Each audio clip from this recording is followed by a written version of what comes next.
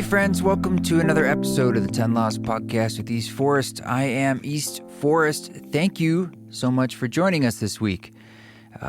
This week I have a conversation with Matt Cochran, and Matt is someone who I've known for a long time, but he actually, I believe, was episode like number 3 or one of the first episodes we ever did for this podcast.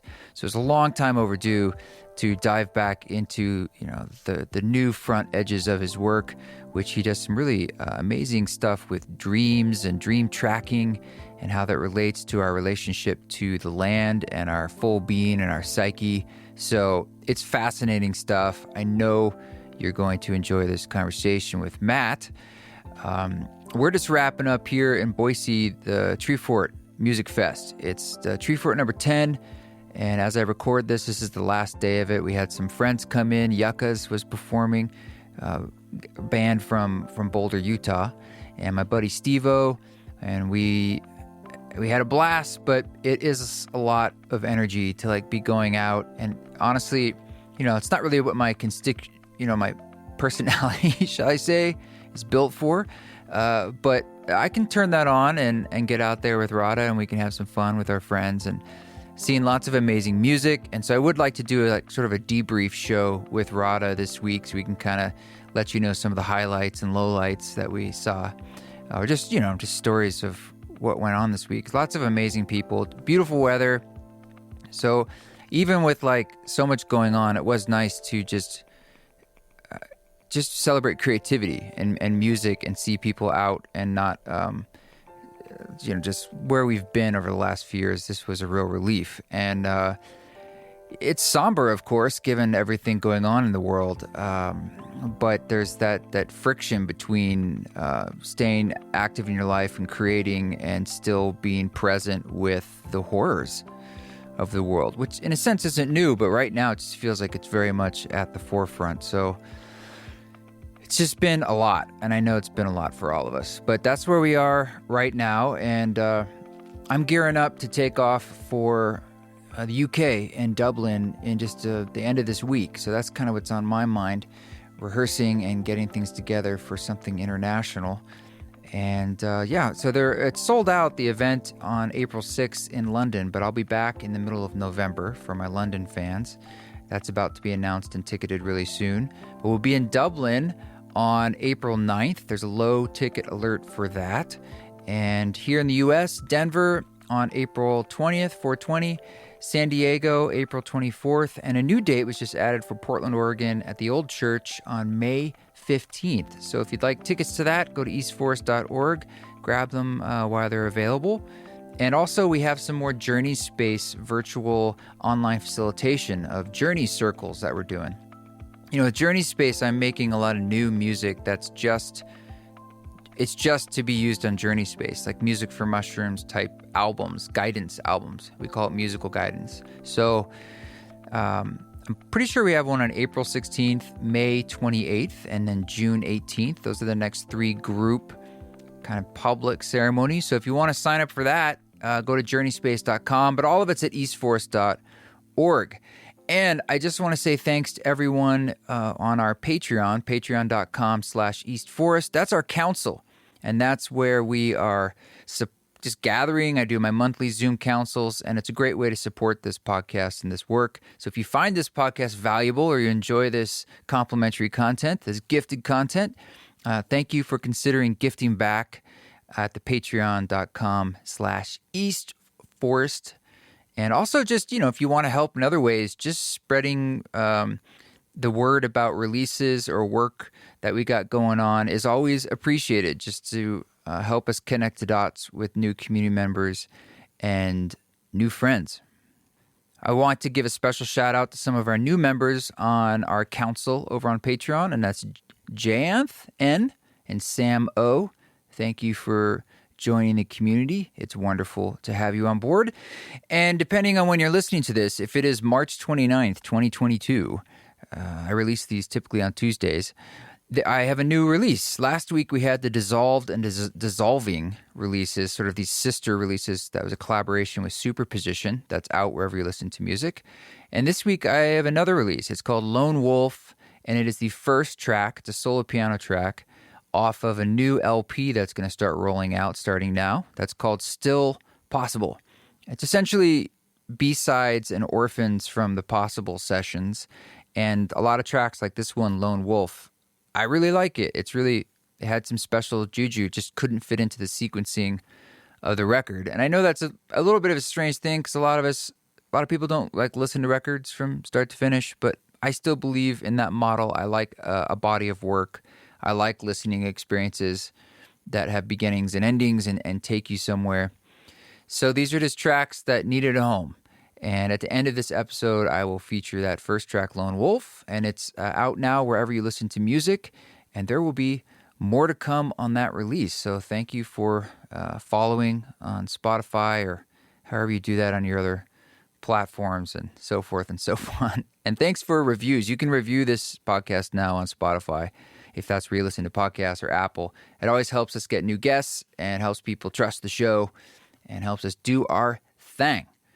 Okay, so we're going to dive into this fantastic conversation. We did this down in Boulder, Utah in the studio down there. So thank you to the Boulder Mountain Guest Ranch for allowing us to podcast one afternoon down there. Beautiful day. But this is our friend, Matt Cochran. Well, welcome to the studio. We've done a handful of podcasts in here. We've talked to Blake Spalding, Dave Holliday, almost Ron Johnson. We'll get him one of these days. I almost corralled him in front of a mic. And I saw Dave Holliday today for the first time in a long time, and he's looking a lot better, but he sounds like he really went through the full journey with COVID, right to the line and maybe a little bit over it. Wow, and it's long lasting, I imagine, too, when you get that close to the danger of it. Yeah, he seems changed in a positive way, but a really, really powerful experience. I was kind of wishing when he was telling me about it that I was recording it, but I just was like, well, I'll enjoy this conversation for myself. But it was a really beautiful story. Wow, yeah. But for yourself, you're also someone who has been on the land for a long time here. And when I talk to people like you or Dave or Blake or anyone who's committed their time here, I'm always interested in how that reflects out into the world. And for yourself, we talked, you're right, there was only one podcast. It was the third podcast of this entire podcast. Yeah, 197 podcasts ago or something like that, yeah. And since then, you have put yourself out there in the world more, doing this public work. It's one of these gifts that comes from COVID, kind of like the Journey Space thing I started also, like a public thing that came out of COVID that wouldn't have otherwise. But let's start with this, something I was thinking about before you got here. How do you think the gifts that you kind of get from living on a land all this time, which we talked about a bit last time, is there some kind of bridge that connects to other people? How that, like your experience, can somehow become relevant, or is it relevant to people who are completely ensconced in the modern world? Well, I mean, I was skeptical of that for a long time, but now, because of the pandemic and you know, sort of in a way, it forced me to put my Raven dream tracking business online, and particularly through Instagram, which I was, because of the lifestyle I live, which is close to land, I wasn't sure that I would be good at that, or I'd want to do that. Yeah. And part of putting my sort of personality out there, and it's just who I am. I'm not trying to be anything different, just trying to be authentic and real, right? I found that people are attracted to what I'm doing. And it's not just because I'm doing dream work. It's because I sort of say that the language of dreams is the same language as wild nature. And it seems now, in hindsight, what I'm bringing to the table is a certain slowness and groundedness that comes from living off-grid and close to the land. And people are sort of fascinated by that. And so when I look at the modern world and I see the fast pace, and I see even plant medicine and people really, and not in a bad way, people really trying to open up their consciousness and so on. my experience is that there's also a or more organic, slower, I don't know if it's slower, but different way to go through the natural traits we inherently carry from living close to the land, from dreams which are in our evolutionary blood and come through every night. Already here, wisdom already within. And so a lot of what I'm sharing now through Raven Dream Tracking seems to be, in my mind, this old way of being that comes through the land. I don't know if that makes sense, but echoes through, and somehow I have it because I've lived most of my life like that. I was born in 1968, so it's, I started before technology, before the internet. Before the internet. And it's funny because I grew up right in Silicon Valley, but right before it hit, right? What was it like back then? It was probably pretty quiet. It was pretty quiet, and Hewlett in particular. No, it was Packard. He used to own tons of orchards out there, and as a kid, I used to go with my stepfather, and we used to pick fruit from Packard's orchards, and then over time, a lot of it turned into the Hewlett Packard and so on, into, no pun, Apple computers now and so on. The most expensive apple tree per apple tree on the world, right? If there are any left, right? Yeah. So there's a strange little, mythic sort of coincidental story all in there. Is that like what you think is going on here? Is this like it's a mythic returning and story, or people wanting to connect to their natural selves? But for you, you're saying it's through their dreams, as opposed to if they can't be on this sort of landscape or live here. Is that still a viable doorway? For certain. I think it was Jung who said, in order for our branches to spread up into the heavens, we need to have our roots deep in hell. And I've always liked that quote because that saying, because for me, land-based is really about having your roots deep in the earth. And there is something grounding in there. There is something living in desert rocks and rock medicine. And so, so dreams themselves to me come from that place.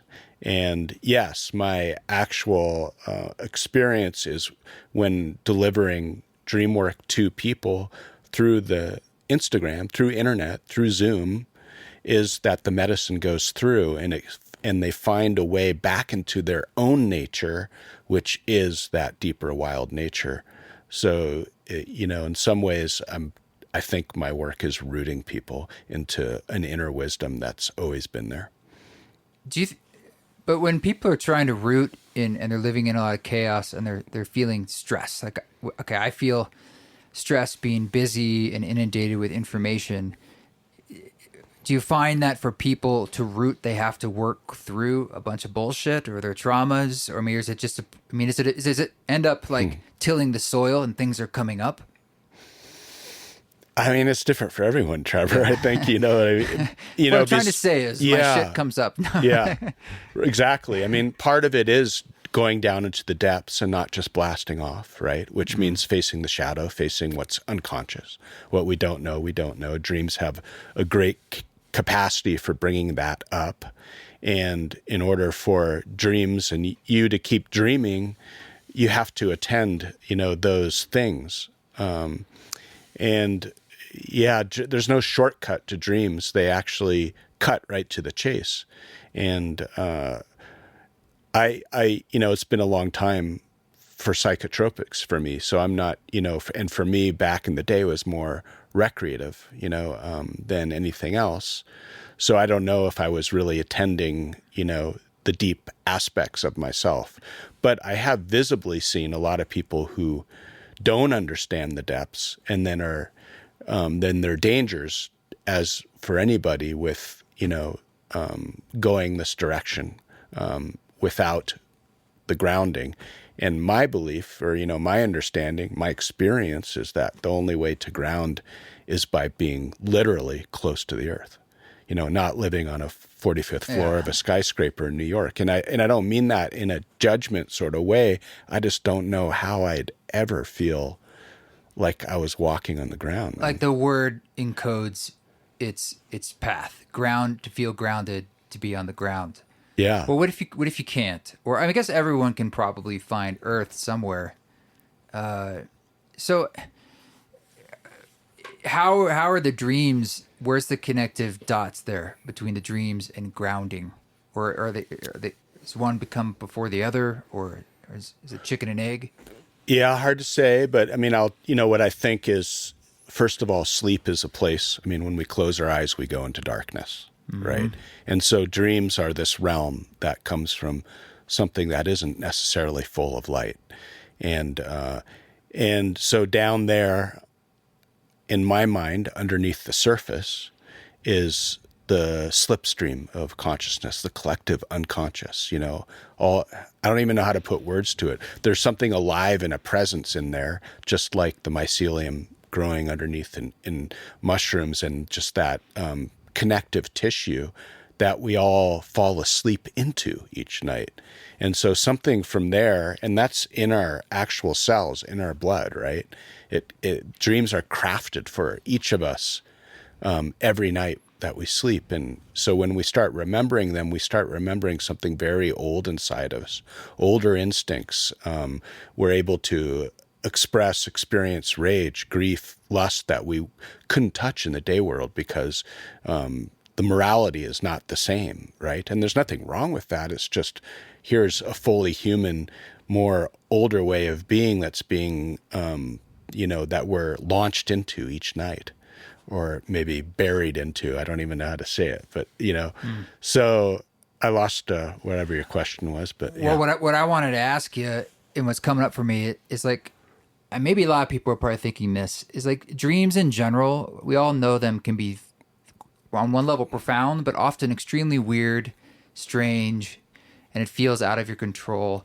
And I think Ram Dass said like a lot of dreams, there's a lot of gobbledygook in there, but then it's almost like this space, this plenum where certain things can communicate. And so don't take it all too seriously, because a lot of it is maybe your brain just working things out, or, defragging the hard drive. But at the same time, there's these messages of deep meaning from whatever. So how do you parse through it all? Yeah. Because my dreams can be so odd. And sometimes, I love the dreams that are profound, but I also often wake up and just be like, what the hell was all of that? I mean, most of the time, right? Yes. Yeah. Frankly, most of the time. Yeah. I tell people there's no such thing as a normal dream. Right? And it never has been. Yeah. Certainly not mine. Yeah. So a couple of things, and I would never want to, dispute Ram Dass's experience, and every experience is different. But from the Eastern tradition, let's talk about that first. Okay. Tibetan lucid dreaming, very much more of an Eastern practice than the Western dreaming practice.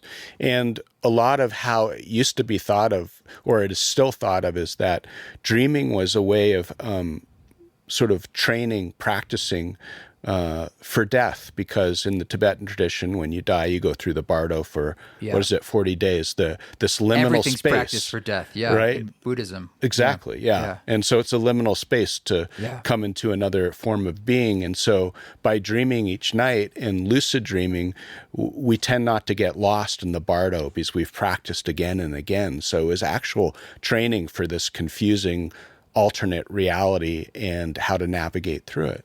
And so that's how the Tibetans think of it. Now, I think for dreams on another level with the unconscious. So hold on. I lost my train of thought there. Well, the Tibetans lucid dreaming, is that so they don't fall into the dream, meaning like you fall into the bardos and you're gone? But there's like, what's the Western approach? You can get lost. Yeah. You can get lost. And so this is to say dreams are random. They are outrageous. They are horrific. They have a different morality. There are all the many worlds in there. And, what I teach is what I call the wild language of dreams. They're symbolic. They're metaphorical. And my experience over years and years of my own dreams and hundreds of other people's dreams is they have a poetic logic. What does that mean? Poetic logic. So what do I mean by that? Yeah. Not our straightforward logic, but like a mythos. Like it's as if chaos has its own order. And if you get if you experience and get deeply inside the dream, dreams are not random. Every part of that dream, the actual people who show up, the place the dream shows up in, the object, the actual plot or event, all of it fits together like a beautiful puzzle when you get inside the dream and it starts speaking all its meaning like a three-dimensional symbol that we're in each night. And people are awed. I'm awed by that, you know. And so if you spend enough time in learning these sort of old fairy tale dreams, are the oldest storytellers in the world, right? It's just, they've always been there. And so, yeah, my experience is that they are profound that way. And they always bring something new to the table that allows a person to have something revealed to them they didn't know about themselves and how to go forward with them. Well, I mean, why do you think it is that? Why can't in our dreams? I mean, first off, who's communicating with who? You know, is it the greater all that is, or is it ourselves? And why can't we just write it down in our dream and be like, this is what I want to tell you? Right? Dreams are going to make us work. What's the intention, I suppose? Right. Like, it's interesting that there's poetry is like imbued in it as part of the like structure. Right. Like it's never, in a sense, never totally literal. No. And that's like very interesting because maybe that's the message itself. Like, well, life, the world, the universe is not literal, and that's encoding to you. It's all metaphor in a way. Right. And it's that deep poetic wit, that imagination that seems so important to the human soul and spirit, not understanding anything, the mystery. We live in a world today where much of our, not for you as a creator of music, but much of our fantastical world is created by media, right? Is designed for us. And content. We get caught up in it. I mean, it's compelling as hell. But dreams are this natural thing that are always like throwing that or bringing its own innate creativity to each of us. And I think dreams make us struggle to understand, to experience, to imagine, to work at what we're trying to understand, because that imaginative force in the human psyche is so crucial to who we are and to our survival. And I think trying to remember dreams is training itself just in memory. You know, yeah, it's very bizarre. Yeah, I mean, it reminds you of the bards and the old, you know, travelers and the old sorcerers and the wizards and so on, and these bizarre spells. But there's this, it's really hard to describe, but there's this magic in a way that I think is imbued and at the heart of every human, and that we might be losing if we weren't touching into our dreams in so many ways.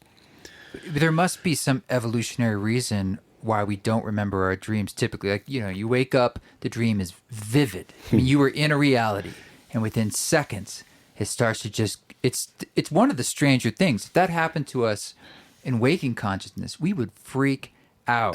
Yeah. And my heart goes out to people when they do, you know, Alzheimer's, lose their mind. It's like, because it's very destabilizing. Yet with dreams, we completely accept the fact, they're like, I could be telling you about a dream if I just woke up. And as I'm telling you, be like, I don't know. Geez, it's kind of there. I don't know. It's gone. Right.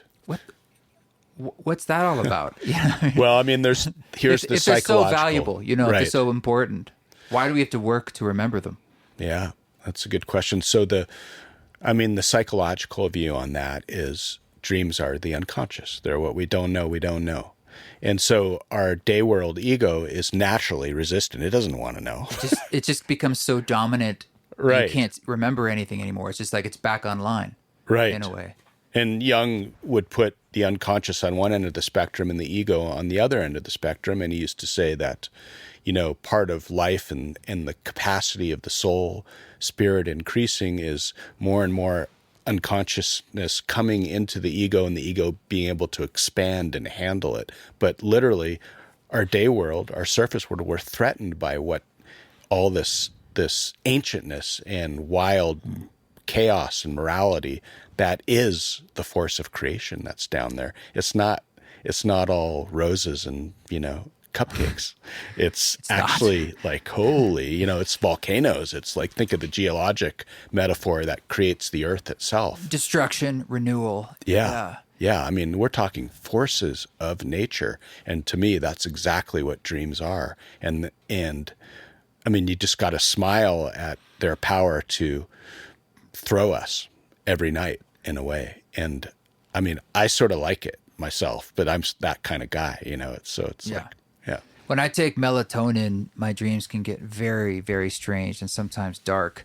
And I'm not someone who's like, all right, tonight I want to go, deep. I'm gonna take a lot of melatonin. Yeah. I mean, sometimes dreams can be frightening, of course, and the way that they become our reality, just as much as this reality, is one of the stranger things. Because the world itself of the dream world, inherently, when we say that, it means like something you kind of remember. When we say like, at least that's what it implies, I think, to us. Like, you never remember everything. Right. But we all know what it means to say, well, it was just as, I mean, I accepted it as, you're not lucid. I mean, you're just completely in the dream. Right. And we know what that feels like. But it's inside such a strange, psychedelic, non-linear space. Yeah. That's like, we're able to operate, every one of us, almost every night, let's say, every night, whether we remember it, in these sorts of very weird spaces. Mm-hmm. And we're like, yep, that's my other reality. Like, I operate in that maybe almost equally or a third of my life. Right. It's very weird. Yeah. Yeah. So it must be important, right? And you asked evolutionarily, why is it here? I don't know if anyone has an answer for it, but as far back as written or even oral cultures go, dreaming has been talked about in everyone that you can imagine and viewed sometimes differently in each one. Yeah. And I think in the end, most cultures understand, as outrageous and absurd and or horrific as a dream can be, that they're actually here in service of our wholeness and our health and becoming more than we already are. As if they know who we are more than we do in the day world. Well, who are they? That's my thing. Like, that's again, like, what is speaking to what? Right. What is speaking to what? I don't know. I'm not, I mean, it's kind of rhetorical, but it gets stranger when you recognize that all animals dream. Right. Like, we've all seen dogs dream. I remember when I first saw that, I tripped out. I didn't know. Yeah. I hadn't had dogs before. And when I first saw that, I was like, oh my God. Yeah. They are straight up running, dreaming. Right. And I think, like, I've heard rats dream. I don't know how far. Does it go to invertebrates? I don't know. So I don't know. I think they may track it by REM sleep, but I was watching my cat this morning. A lot of dreaming. Eyes blinking, nose twitching, mouth sort of opening, claws. Yeah, just like fully in it, right? So if you're saying there's this, I want to get back to this connection between nature and dreaming. Yes. So animals, part of nature, they're dreaming. Is there some kind of like almost through line for us with dreaming to our animal nature? Or tell me a little bit more about like this, how you see it connecting to our natural being, beyond that it's a natural process. Yeah. So, well, I mean, not everyone, but many people have had animal dreams, right? And like where you are an animal? You are an animal, or you meet an animal, or you meet an animal, and so on. And there's a certain way that a dream speaks. It's easy to be objective first off about a dream and stay outside of it. But when you move inside a dream, you realize what's most powerful about dreams is the emotions and the feelings it leaves us with when we wake up. It can set our day, right? And so this idea of old instincts, which is very animal-like to me, lives inside the dream. It's as if, I mean, I think we're all shapeshifters on some level. And, I can't talk in logic here because we're in the dream realm, right? So it's not something, when I teach dreams, I say it brings up more questions than answers. And many people get irritated by that because they want answers. But after all these years, I don't have a whole lot of answers. I can only make connections. And but it seems that we're visited by animals in dreams. We become animals in dreams. The question is, are the animals visiting us in order to show us something about themselves? Are they aspects of me? Are they both at the same time? All those, have happened.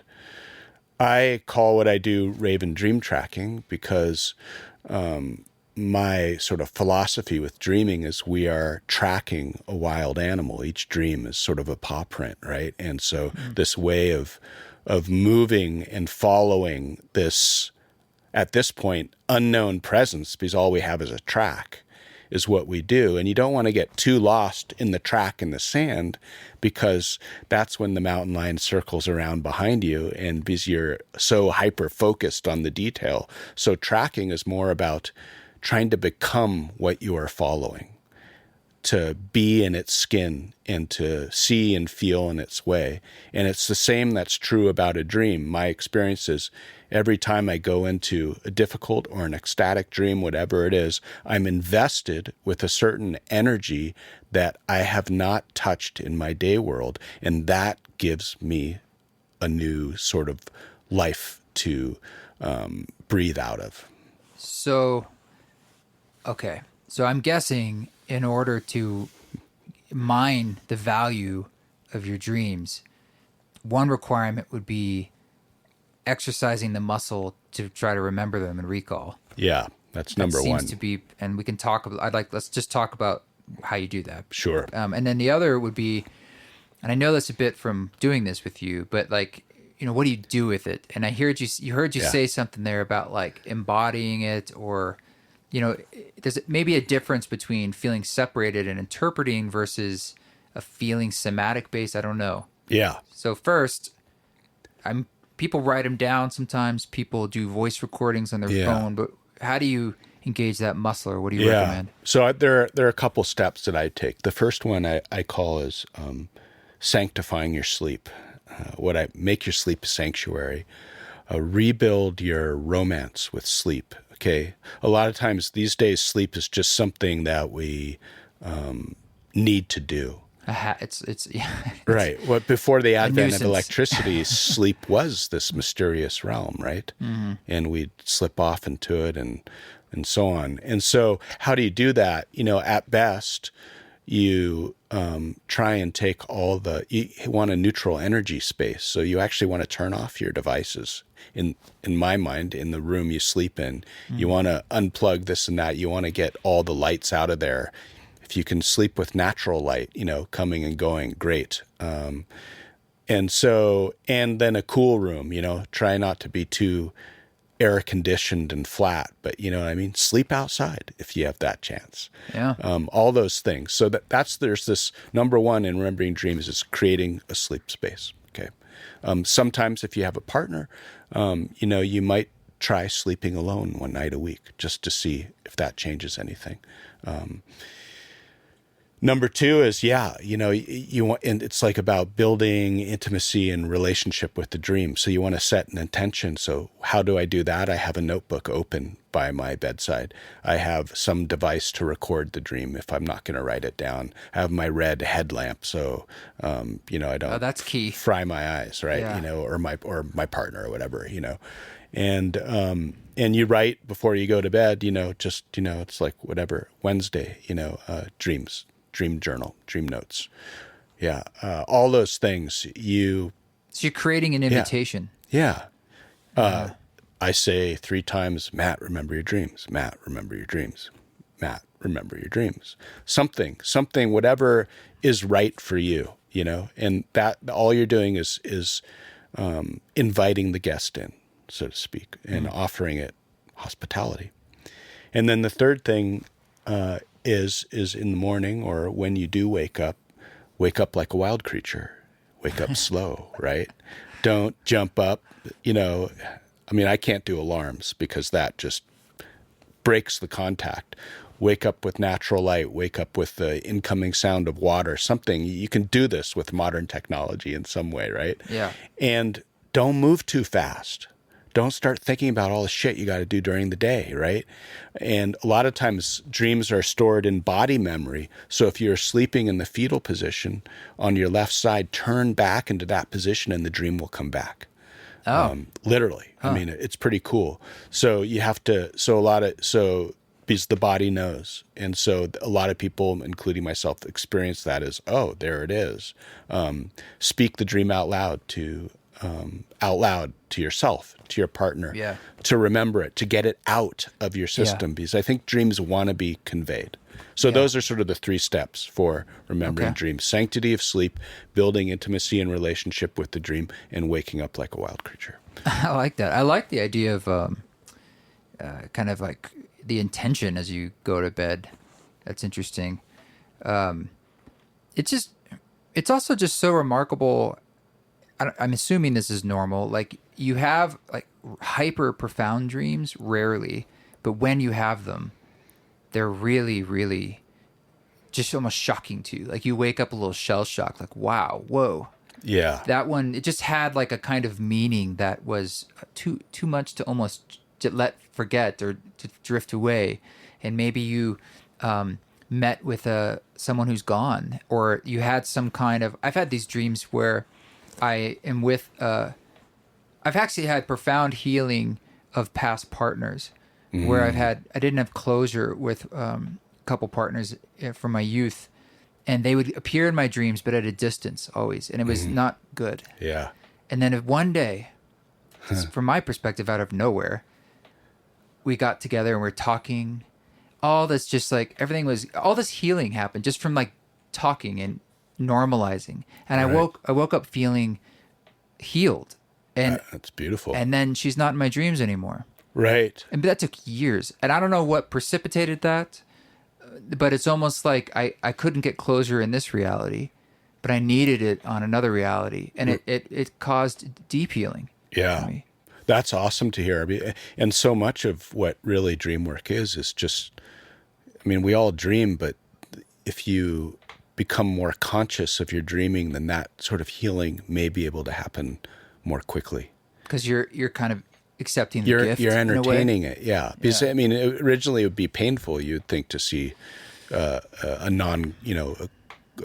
relationship from the past that's not closed in the dream, but at a distance, right? That's literally what it was, at a distance. And then the beauty of it becoming, so you're face to face, talking it out in the dream, again, experiencing an emotion, a closure that you couldn't get to in the day world. That is the gift of a dream. Yeah, that was a clear cut, felt really good. Yeah. But it was felt rare. I've also occasionally felt like I was talking to, well, in the dream, aliens or different dimensional people. And let me bring one up and you can tell me. Maybe we can use this as an example of like, perfect. What do we do with dreams? Yeah. And this is a little while ago, so I'm trying to like pull it up right now. But this is what I remember.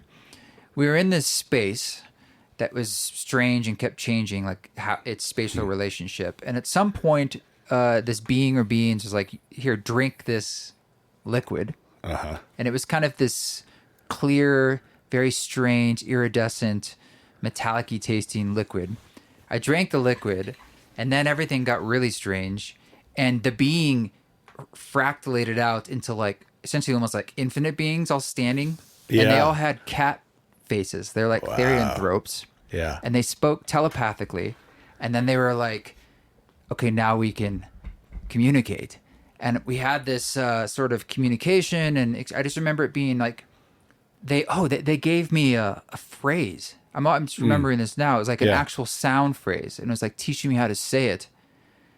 And it felt like, and I remember when the reality shifted and like the actual psychedelic nature of like how scary that was, but it was very, very real. Yeah. And I wake up and I'm like, well, I have this phrase and this experience, and I'm just like, what was that? I don't even know where to start. Do you remember what the sound phrase was? It's just like a damn dream. I'm like, hold on, I have to try to remember it now. But at the time I wrote it down. I don't, but give me a bit. Maybe I will. Yeah. Well, I mean, it's interesting that memory came back just as you brought this old dream that you'd forgotten back in, just to remind you of that. Yeah. The second is like, do you remember When did you have this dream? I think it was in the last year. Okay. Yeah. And upon wakening with that phrase, like, what was the actual feeling? What was the emotion going on for you? There was, yeah. I'm remembering it was something like, now that you've said this or drank this, or now that we've had this communication, it's sort of like we're in a different place. There's no going back. It was sort of like an initiation. Right. I don't know to what, but it definitely felt like this has happened now. Yeah. And there's something important. It felt relatively beneficial, Yeah. but I didn't understand it in my brain. It was just sort of like this beyond my brain kind of gift. Right. Which is why I ask, where did you feel that dream? Like that phrase, even, I know you can't necessarily recreate it now, but do you remember a distinct feeling, or can you locate it now actually in your body? Like where does that dream actually live? I'm going to say my throat. Okay. Which is an area that sometimes I feel sort of like blockages in that chakra of energy of, right. Whether it's speaking my truth or like the baggage I've had with singing, or right. So I want to say my throat area. Yeah. So who are these cat-like fractal aliens that showed up to give you a phrase to initiate something that had to do with your throat chakra, and how, since that dream, when you cast your mind back before and afterwards, has anything changed in the way that you convey your music, create your music, that sort of thing, right? Well, first off, I'm not even a cat person, and I'm allergic to cats. Perfect. And second off, when you say that, it's actually quite touching for me, because yes, I can't say like if that was a turning point because I don't remember the date, but I have had a different relationship to singing, actually, and to speaking. I hate saying speaking my truth, but just sort of speaking what I want, what I feel is my truth. The relationship has shifted. Right. So, and how much did you do that consciously, and how much do you think the dream came in to instigate that, initiate that, as the word you said? I mean, again, the dream, in my experience, is an intelligence beyond what we can understand that's here for us. And so how much do we take for granted what happens to us in our sleep each night? And that's the individual's choice. Like, it's really my choice to say, I will accept the gift of that, and it's my choice to see the connected dots. Yeah, it's not right or wrong. Yeah, but I could also choose to say, well, that was just completely random, and move on. Right. And again, not right or wrong. But if I want to say that I want and will accept deeper meaning from that, then yes. It's beyond my knowledge, but it playing a role perhaps in some kind of evolution that we're all going through, a growth. Right. And so do you see the power in, I mean, even here, just talking about this now, and what happens when you collaborate with that illogical seeming random dream, right? I would suggest that it's left you with some sort of energy that you didn't have before. Well, it's even strange, like, why I'm thinking of that dream right now. I mean, that was a long time ago. Right. Yeah. And like, I was sitting here thinking like, well, what's a dream? And it's strange because even last night, it's on the tip of my tongue. I feel like I had a very profound dream last night, but I can't remember it. All I can remember is its echo of profundity. But for some reason, it's like the cat people are like, that dream. Yeah. Right. I don't think about that dream often. But I remember it just being so strange, but also so real. Yeah. And unreal at the same time. Yeah. And cat people are so interesting. And this is totally my projection, but I'm thinking of the purring, right? The deep vibration. Yes, it was. Yeah, it wasn't a phrase. It was like a tone, or like it was like a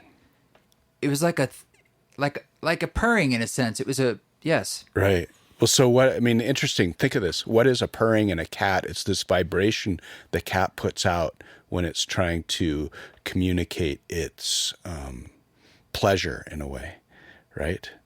How do they do that anyway? Do you know? I don't know. I have no idea. I have no idea. It pleases us too. It kind of is like a mutual oxytocin thing just from the sound. Right. It's not something just for us, and just as your music isn't something just for you, right? It's something that many, many people get something from, so that creative force or that tonality, that whatever translated through the dream, and however you've put that into your literal life, I wonder if you've even tracked that, right? And so, yes, we circle back to the question, who are dreams? Where did that come from? Why is it coming through? Who, chicken or the egg? Who's creating what? Who's creating who, right? But that your collaboration with that, allowing that dream to live, I think brings something into the world that wasn't here before. So how do I track it, like you were saying, without getting lost in the details? Well, I mean, we're sort of circling around in that strange thing, but, I think it would be curious. So one of the last things I do, once we've felt our way through the dream, just like we've done now, we've made some associations, some meaning has revealed itself. We bridge it back to the day world. Well, how? Because a dream doesn't just come for no reason. It actually wants to live and its expression be translated into the day world, right? And so that's a lot of what I teach. How do you act on the dream? Speaking it is one way. How do you, like, I've had dreams where songs come to me, and they're unearthly songs, and I've so wanted to be able to express them in the day world, but I can't. But the feeling of that song sticks with me in life, and it gives me a possibility and a hope and a truth that something is real beyond what I thought I could imagine or sing. It gives me a vital force. And so the question is how do you track that tone, that tonality from the cat people when you look at your... It sounds so crazy when you're saying it. When you look at your music before and after, what's actually changed? Would it be helpful for you to understand how you are changing your music beyond what you may already know? So it's sort of like the dreams can serve as a lighthouse, perhaps, in a way. It's perhaps, yeah. A direction in a way, or I do consider them as like inner navigation in a way. But towards something that's truly authentic in us, because that dream came to you. But dreams aren't just personal. Dreams are also for the community. And so a lot of times they're going to always feel personal. But when we're able to take the dream, collaborate, I don't know a better word, with them in some way, bring them to life and bring them into the world as old stories, old ways of being from somewhere else, then you give life to other people. You're in service to something greater. That's my experience. Yeah. So I cannot imagine a life without dreams. Yeah, I know people. I think my sister says she doesn't remember her dreams ever, but I think maybe you just have to cultivate it in a way, or even almost by casting that statement, you don't. Yeah, and remembering is different than not having dreams. Right. I think we all dream. Yeah, and so dreams are still going to work on us even if we don't remember them. Well, that's crazy, because then it's like, what is the value of actually being conscious of them in this reality? You're saying that it's a kind of bridge and messaging, but there's also this inherent value. Like, we'll die if we don't dream. Right. It's part of being alive. Some kind of regenerative force happening. Right. Because, I mean, what little science I have read is, how dreaming lights up the brain while you're sleeping, all these capacities that, if there was nothing happening when you're dreaming, your brain would sort of fall dead, right? And so it's keeping things going. It's sparking this, sparking that. It's keeping the connective tissue engaged. It's sending pulses of energy and electricity through.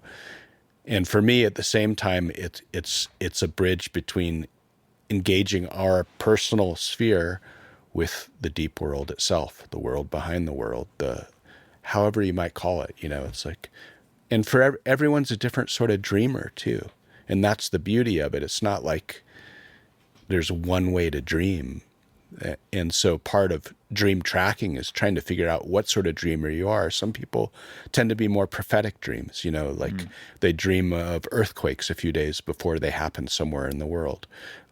Other people are real mythic dreamers. Some people just have real flashes of dreams, images, but I guarantee you, anyone who's in the creative field, dreams have helped them formulate their creativity. I've So sampled one of my dreams. nice. I was there's a song called 100 Arms on a previous album, and it was just me waking up in a hotel room in Germany of all places, and I had one of those hyper profound dreams. And I was just trying to record the notes of it, and then I just Wow, threw it into that's a cool. song. It doesn't really make Yeah. sense to other people, but to me it does. Yeah. That's what's important. There was this it was a love affair with this redhead girl who wasn't anyone specific in my life. She was this archetype in a sense. Like, Right. just like I don't know what. And the dream was one of these like lifetimes, the whole dream. It was so long. Wow. And we were Yeah. just going through all these different places together, like walking Yeah. and going meeting different people in different places. And it was through this kind of friendship, this discovery of this deep love. And at one point we're like we became one another through love. Like she had this like infinite arms, almost like Shiva, and went like this, like a Medusa, and just like I just got absorbed. Wow. And it was just after this just very like pedantic dream that went on for like 8 hours of just walking places and Yeah. meeting people and going through homes, and all of a sudden it just became like getting eaten alive by love. Right. Wow. What a life experience, though. I mean, Oh my you God. didn't get that in the day world. Well, not in the same way, but maybe Right. that's its message in a sense. Is like you can fall into that kind of love with other people in the world. It's just like Exactly. allowing myself to. How would you know that love would be possible without actually experiencing it in the dream? How would you know it even existed? Right. Yeah, and it reminded me of psychedelics. It was like a felt experience that showed me something Yeah. that I went through. Right. And I think, but a lot of people throw away their dreams in Yeah. a sense, even though it happened they're- to them. Or they're even, or they experience a love in their dream that they haven't touched in the day world, and they feel Right. guilty about it. Right. Because they have right. a partner and so on. But Right. but that again, dreams invest us with energy, right? Yeah. Energy we don't get in the day world. And that energy is crucial to being fully human, I think.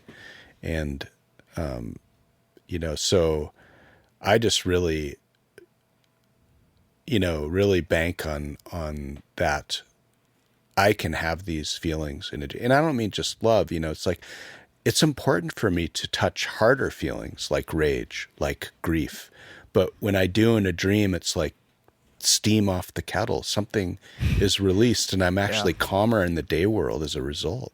Yeah, we've probably all had those dreams where we're like battling Yeah. with weapons, and Right. and there's like it's intense. But that's part of our animalistic nature too.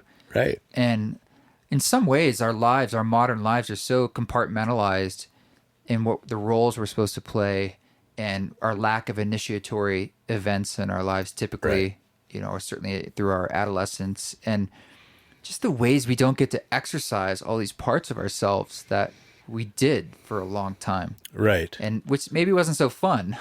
Right. Shorter lives as well, but perhaps it's a balancing. Yeah. And I think there's safety and remembrance in being able to express and feel that in a dream. Because I think we'd be diminished if we didn't understand the force of nature that we actually are. Wow. And so when you're working with people in this way now who are in all different locations in different parts of the planet, does it just show you how there's this connectiveness to it all, or do you find there's some regional differences or anything like that? I mean, I see more of the connectiveness. I love seeing people's awe when they start to come to terms that the dream realm isn't out there to persecute them or torture them. Because, a lot of times people come to me because they have nightmares, right? Uh-huh. And because those are hard dreams and they can fuck us up. Literally, really, difficult. And, well, let me tell you a story of a dream. Yeah. Okay. So this is a dream from someone that I worked with long ago. And in this dream, she is walking into an arena, like a gladiator's arena, pure battle rage, battle lust, ready for just the ultimate fight. Before she steps into that arena, she comes across a well, and she looks down the well and she decides to drop down into the well, just like an old fairy tale, right? It's a wise choice. Yeah. She goes down into the well and she comes out on a extended shoreline beach at midnight, dark, stars out. No one there, just her. You can feel it, right? Just the broad beauty of it. She sees all these horses galloping, midnight Arabians galloping back and forth along the coast. Just beautiful. She realizes they're all female horses.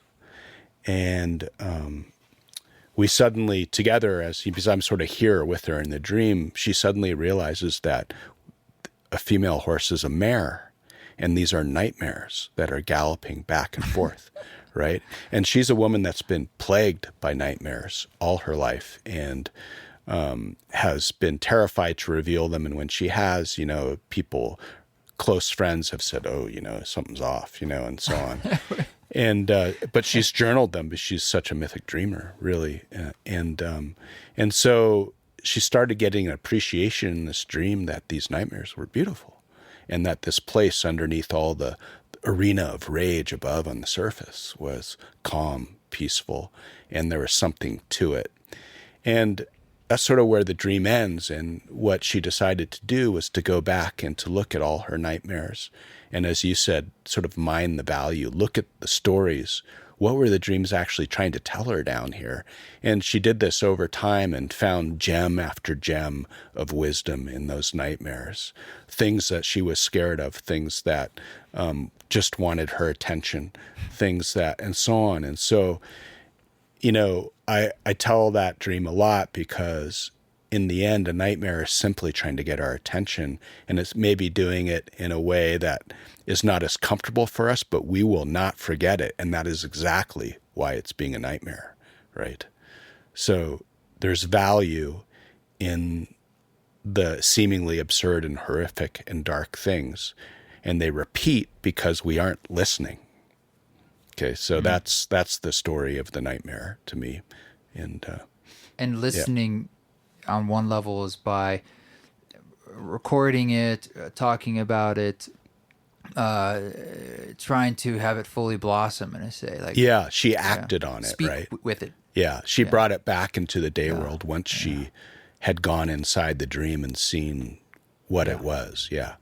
So, and then, and that brought her to life in many ways. So.